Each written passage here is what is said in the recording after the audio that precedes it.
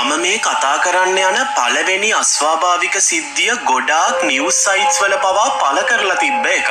මේ පින්තූරය අප්ලෝඩ් වෙන්නේ සබ්රෙඩිට් Ghost and Paranormal කියන එකෙන්. මේ පින්තූරය Reddit වලට මුදා හරිනවත් එක්ක මිනිස්සු ගොඩක් මේකට අවධානය දීලා තිබ්බා. පෙනිසිල්වේනියා වල ජීවත් වෙන ඇමන්ඩා කියන කාන්තාව ഘോഷාකාරී ශබ්දයක් හේතුවෙන් උදේ පාන්දරම ඇහැරිලා තියෙනවා. මුලදී එයා හිතලා තියෙන්නේ එයාගේ හස්බන්ඩ් ජෙෆ්රි වෙන්න ඇති කියලයි. කොහොම හරි එයාගේ ඇඳේ හා පැත්තේ තියෙන නයිට් ලැම්ප් එක ඔන් කරපුවාම එයා දකිනවා එයාගේ හස්බන්ඩ් ඇඳේ නිදාගෙන ඉන්නවා. සැකයක් ආපු නිසා ඇමන්ඩා එයාගේ සිකියුරිටි කැමරා ඔක්කොම චෙක් කරලා බලලා තියෙනවා. කැමරා එකෙන් එයා දකින දෙයක් නිසා එයාගේ ඇඟේ වතුර වෙලා තිබ්බා.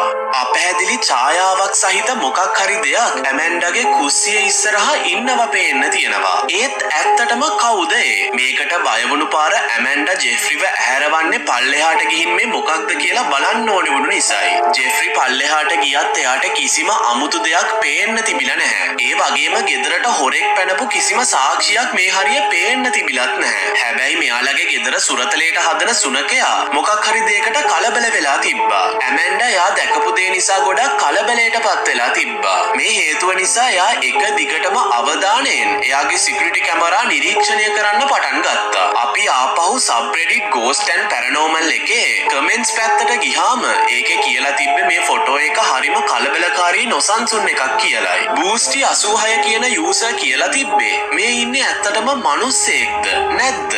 මේක නම් හරිම භයානකයි කියලායි. අදටත් මේ සිද්ධිය අභිරහසක් වෙනවා. ඇත්තටම මේ මොකක්ද? ඇමන්ඩාගේ CCTV කැමරා එකේ කැප්චර් වුණේ. ඔයාගේ අදහස කමෙන්ට් කරගෙන යන්න.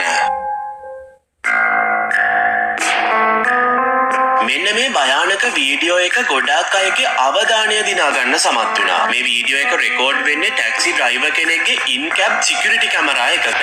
මේක හරිම නොසන්සුන් වීඩියෝ එකක් වෙනවා.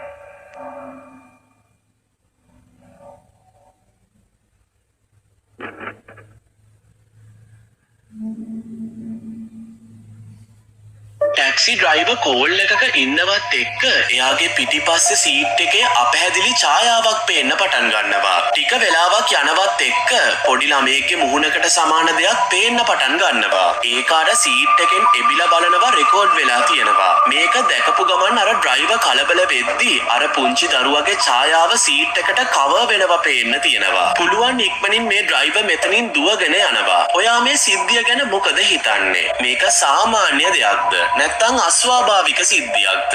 ඔයාගේ අදහස යටින් කමෙන්ට් කරගෙන යන්න.